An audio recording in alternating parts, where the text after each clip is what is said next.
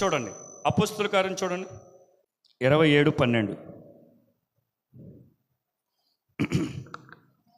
మరియు శీతాకాలము గడుపుటకు ఆ రేవు అనుకూలమైనది కానందున అక్కడి నుండి బయలుదేరి ఒకవేళ సఖ్యమైతే ఫినిక్స్నుకు చేరి అక్కడ శీతాకాలం గడపవాలని ఎక్కువ మంది ఆలోచన చెప్పిరి.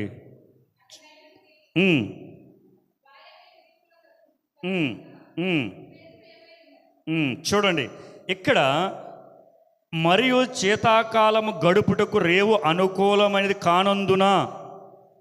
చూడండి, పౌలు చెప్పింది నమ్మక వాడ యజమాని చెప్పింది నమ్మరు ఉంటుంది. ఏం జరిగిందంటే, పౌలు ఖైదీగా ఉన్నప్పుడు ఒక దేశానికి తీసుకుని వెళ్ళడానికి పౌలుతో ఉన్న కొంతమంది ఖైదీలని ఒక వాడ ఎక్కించుకుని వాడలో తీసుకుని వెళ్ళిపోతూ ఉంటారు. అవునా? ఒక తుఫాను వస్తుంది.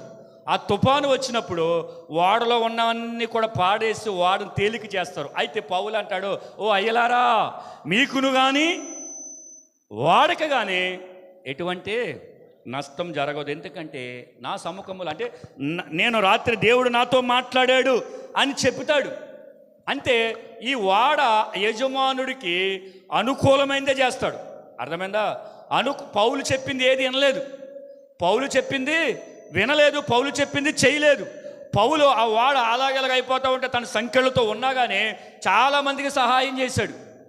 సంఖ్యలు తీస్తే ఇంకా సహాయం చేద్దుడు చరిత్రలో, కానీ తీయకపోవడం అయినా కానీ పారిపోకుండా తక్కిన ఖైదీలతోటి చక్కగా వాళ్ళందరినీ కూడా తను రక్షించాడు. అయితే 10వ వచనం, అప్పుడు పౌలు అయ్యలారా, ఈ ప్రయాణము వలన సరుకులను వాడకును మాత్రమే కాక మన ప్రాణములు కూడా హానియు బహు నష్టము కలిగినట్లు నాకు తోచుచున్నదని చెప్పాడు. అయితే వాడ యజమానుడు పౌలు చెప్పింది నమ్మక, అక్కడ ఒక నావికుడు ఉంటాడు. ఎవరంట చూడండి, నావికుడు అంటే ఎవరు? వాడ నడిపేవాడు. యజమానుడు అంటే దాని ఓనరు. వాడ యజమానుడు అంటే మాటల షిప్ ఎంత ఉంటుంది? కొన్ని వేల కోట్లు ఉంటుంది, 1000-2000 కోట్లు ఉంటుంది. అన్ని కోట్ల కలిగిన యజమానుడి మాట ఎవరనాలి? వాడ నడిపోడు ఉండాలి. అందుకే పౌలు మాట ఎవరిని ఎంటలేదు.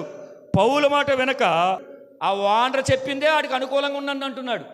అంటే అనుకూలం అనేది ఏంటి చెప్పిన, మన క్రైస్తవ జీవితంలో కనుక ప్రతికూలమైన పరిస్థితుల్లోనే మనం వెళ్ళవలసి వస్తుంది. అనుకూలమైన భక్తిలో, అనుకూలమైన విధానంలో మనం వెళ్ళకూడదు. ఎందుకు? ప్రతికూలమైన మార్గం ప్రభువే తెరుస్తాడు మన ముందు. ఎందుకంటే అది ఇరుకైనది, సంకుచితమైనది. పరలోకమును పోవు మార్గం ఇరుకును సంకుచితమై ఉన్నదని ఉంది బైబిల్లో. అవునా? చూడండి, ఇప్పుడు నేను ఎక్కడికైనా వెళ్ళి అలాగెలగానే ఇటొక దారి కనబడింది అనుకో, నా వైపు చూడు.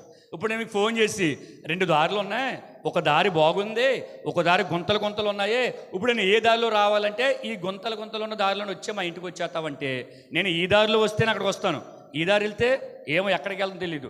బాగుందని వెళ్ళకూడదు. నేను నీ దగ్గరికి రావాలి అంటే, నా ప్రయాణం అనుకూలంగా సాగాలంటే ఈ ప్రతికూలమైన మార్గంలో నడిస్తేనే నీ దగ్గరికి వస్తాను. అవునా? కానీ చాలామంది ఏం చేస్తారో చెప్పనా, అనుకూలములో భక్తి, అనుకూలంలో ప్రార్థన, అనుకూలంలో ఆరాధన, అనుకూలంలో వాక్య పరిచర్య, ఏమండి, అనుకూలంలో సహించుకుంటాం, అనుకూలంలో భరించుకుంటాం.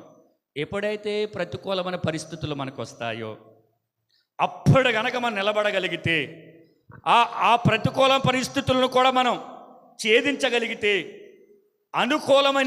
అనుకూలమైన పరిస్థితులు, వసతులు, విధానం అని కోరుకోకుండా ఇదే త్రోవ ఇందులో నడివిడని దేవుడు చెప్పాడు. కాబట్టి ఈ తుఫాన్ ఏం చేస్తుంది, ఈ శ్రమ ఏం చేస్తుంది? అనుమతించింది ఆయనగా. నన్ను పుట్టించోడు ఆయన, గాలిని పుట్టించోడు ఆయన, తెగులు పుట్టించేవాడు ఆయన, కందిరేగలను రేపువాడు ఆయన, కప్పలను రేపువాడు ఆయన. అవునా? అవన్నీ ఆయనగా చేశాడు. ఆయన బాహు చాపి చేసింది ఆయన. ఈ పరిస్థితి నాకు అనుమతించబడింది అంటే నేను అనుకూలమైన మార్గాలు వెతుక్కోకుండా, నేను ఈ ప్రతికూలమైన మార్గాలు నడిస్తే దేవుడు నాకు ఒక రోజున తన ముఖ దర్శనం ఇస్తాడు. దేవునికి స్తోత్రం, హల్లెలూయా. మనం క్రైస్తవులుగా పిలువబడిన తర్వాత, క్రైస్తవులుగా సంఘములు చేర్చబడ్డ తర్వాత, క్రీస్తు రక్తము చేత కడగబడిన తర్వాత, నేను అంటాను పాన్పు మీద నడిచినట్టు ఉండదు. అలా నడిస్తే కనుక పరలోకానికి వెళ్ళమని అర్థం. మీరు గమనించండి, సులువుగా, చాలా తేలికగా, ఏ శ్రమ లేకుండా ఆది కాండ నుంచి ప్రకటన అన్నం వరకు దేవుడికి ఇష్టలై ఉన్నవాళ్ళు ఎవరు చెప్పండి? ఉన్నారా? ఎవరున్నారు చెప్పండి? నాకైతే దొరుకుతలేదు. ఏ ఒక్క విషయంలో కూడా విమర్శ ఎదుర్కోకుండా, నింద ఎదుర్కొకుండా, శ్రమ ఎదుర్కొకుండా, ప్రాణభయం లేకుండా,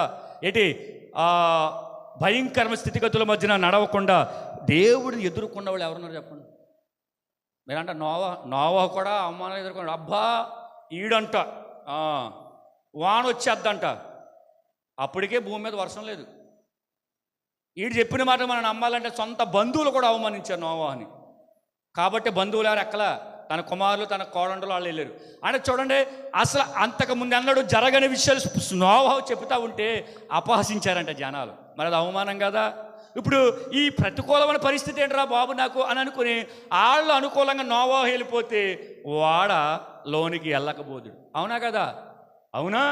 అంటే చూడండి, ప్రతికూలమైన పరిస్థితుల్లో దేవునికి అనుకూలంగా ఉన్నాడు నోవాహు.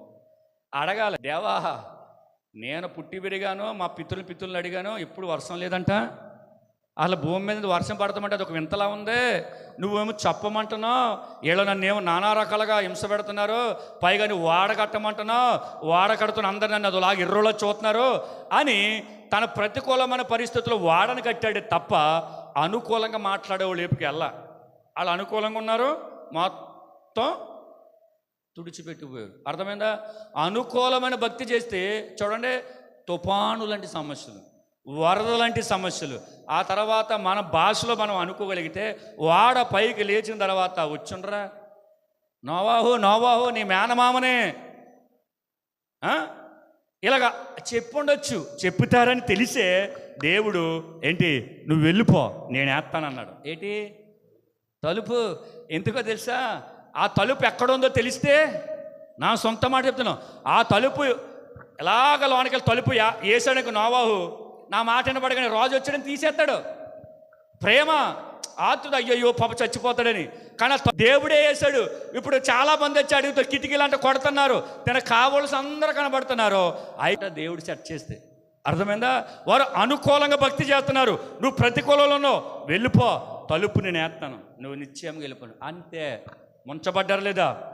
అప్పటి వరకు ఉన్న జనాంగం మొత్తం భూమి మీద తుడిచిపెట్టేయాడు దేవుడు. కారణం, వారు అనుకూలమైన భక్తి చేశారు. మన జీవితంలో కనుక అనుకూలమైన భక్తి ఎప్పుడు చేయకూడదు. అంటే ఎలాగా? ఆరోగ్యం బాగుంది, నేను ఈరోజు గంట వేస్తాను మోకాళ్ళు, మంచిది, దేవునికి స్తోత్రం. మరి ఆరోగ్యం బాగాలేనప్పుడు మోకాళ్ళు వేయలేకపోతే ఆ గంట ప్రార్థన చేయొచ్చుగా. ప్రతి క్రైస్తవుడికి వాక్యము ప్రార్థన రెండు కళ్ళు లాంటివి. వాక్యము ప్రార్థన ఆ వ్యక్తికి రెండు కృపా సత్యము లాంటివి. అవునా? వాక్యము ప్రార్థన ఆ వ్యక్తికి కుడి ఎడమ లాంటివి. వాక్యము ప్రార్థన రెండు చేతులు లాంటివి, రెండు కాళ్ళు లాంటివి. అవునా? చూడండి, ఒక చేయి లేకుండా ఒక చేతితో నువ్వు ఎంత పని చేయగలవు? చేయలేం. అలాగా ప్రార్థన వాక్యము రెండు కనుక నా జీవితంలో కలిగి ఉంటే రాబోవు విపత్కరమైన తుఫాను లాంటి పరిస్థితులు మనం దేవునితో నడవగలుగుతున్నాం. కాబట్టి పరిశుద్ధ గ్రంథంలో ముందే చెప్పాడు. దేవుడితో మాట్లాడుతున్నాం కాబట్టి ఆయన మనతో ఎప్పుడో చెప్పాడు. కాబట్టి మనం ఏ విషయంలో కూడా జడియము, భయపడము. కారణం ఏంటంటే మనం దేవునితో సహవాసం చేస్తున్నాం కాబట్టి. దేవునికి స్తోత్రం.